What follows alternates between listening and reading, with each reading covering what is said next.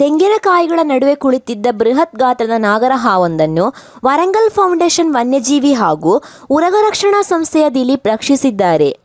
ತುಮಕೂರು ಹೊರವಲಯದ ಅಂಚಿಹಳ್ಳಿ ಗ್ರಾಮದ ಪ್ರಕಾಶ್ ಎಂಬವರ ಮನೆಯ ಮುಂದೆ ತೆಂಗಿನಕಾಯಿಗಳನ್ನು ಸುರಿಯಲಾಗಿತ್ತು. ತೆಂಗಿನಕಾಯಿಗಳನ್ನು ತೆಗೆಯಲು ಹೋದ ಸಂದರ್ಭದಲ್ಲಿ ಸುಮಾರು 6 ಅಡಿ ಉದ್ದದ ನಾಗರಹಾವು ಅವರನ್ನು ಭೀತಿಗೊಳಿಸಿತ್ತು. ತಕ್ಷಣ ಮನೆಯವರು ವರಂಗಲ್ ಫೌಂಡೇಶನ್ ವನ್ಯಜೀವಿ ಹಾಗೂ ಉರಗ ರಕ್ಷಣಾ ಸಂಸ್ಥೆಗೆ ಕರೆ ಮಾಡಿದ್ದರು. ಸ್ಥಳಕ್ಕೆ ಬಂದ ದಿಲೀಪ್ ನಾಗರಹಾವನ್ನು ಸುರಕ್ಷಿತವಾಗಿ ರಕ್ಷಣೆ ಮಾಡಿ ದೇವರಾಯನದುರ್ಗ ಅರಣ್ಯ ಪ್ರದೇಶಕ್ಕೆ ಬಿಟ್ಟಿದ್ದಾರೆ.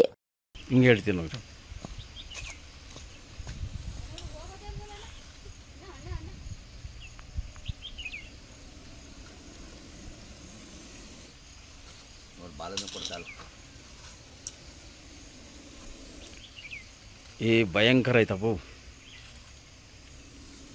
ಬಾ ಬಾ ಬಾ ಬಾ ಏನ್ರಿ ಈ ರೇಂಜ್ಗಿದೆ.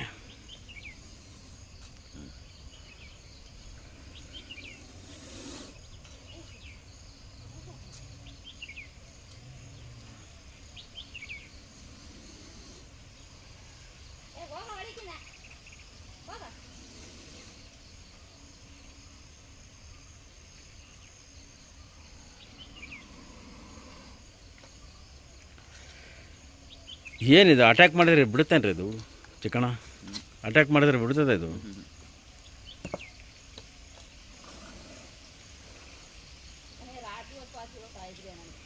ನಾವಿಲ್ಲಿ ವಾಕ್ ಮಾಡೋದೆಲ್ಲ ಇಲ್ಲೇ ಕಣ್ರಿ, ವಾಕ್ ಮಾಡ್ತೀವಿ ಇಲ್ಲೇನೆ. ಸೌಂಡು ನೋಡ್ರಿ, ಅದು ಗೊರಕೆ ಹೊಡೆದಂಗೆ ಬರುತ್ತೆ ಸೌಂಡು. ಅಂಚಿಹಳ್ಳಿ ಪ್ರಕಾಶ್ ಅಂತೇಳಿ ನಾವು ಇಲ್ಲಿ ಊರ್ಕೆರೆ ಪಕ್ಕ ಏನು ಕೊಪ್ಪರಿ ಸುಲ್ದಾಕಿದ್ವಿ ನಾವು. ಯಾವಾಗ ಬಂದು ಅದರೊಳಗೆ ಸೇರ್ಕೊಂಡಿತ್ತೋ ಗೊತ್ತಿಲ್ಲ. ನಾವು ನಮ್ಮ ಮನೆಯವ್ರು ನೋಡಿದ್ರು, ನೋಡಾದ್ಮೇಲೆ ನನಗೆ ಕರೆ ಮಾಡಿದ್ರು. ನಾನು ತಿರ್ಗಾ ಈ ವರಂಗಲ್ಲು ಏನು ಸರ್ ಫೌಂಡೇಶನ್ ಅಂತ ಇವರು ದಿಲೀಪ್ ಅವ್ರಿಗೆ ಫೋನ್ ಮಾಡಿದ್ವಿ, ಕರೆ ಮಾಡಿದ್ವಿ. ಅವ್ರು ಬಂದು ಅವನು ಹಿಡ್ಕೊಂಡು ಬಿಟ್ಟಿಲ್ಲ.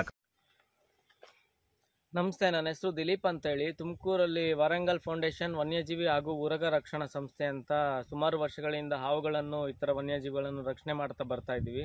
ಇವತ್ತು ಬೆಳಗ್ಗೆ ತುಮಕೂರು ಹೊರವಲಯದ ಊರ್ಕೆರೆ ಸಮೀಪದ ಹಂಚಿಹಳ್ಳಿ ಅಂತ ಹೇಳಿ ಒಂದು ಊರಲ್ಲಿ ಪ್ರಕಾಶ್ ಅನ್ನೋರು ನಮಗೆ ಕರೆ ಮಾಡ್ತಾರೆ. ಹಾವು ಸೇರ್ಕೊಂಡಿದೆ ನಮ್ಮ ಮನೆ ಮುಂದೆಗಡೆ, ತೆಂಗಿನಕಾಯಿ ಹಾಕಿದ್ದೀವಿ, ಇದ್ರೊಳಗಡೆ ಹಾವು ಸೇರ್ಕೊಂಡಿದೆ ಅಂತ ಕರೆ ಮಾಡ್ತಾರೆ.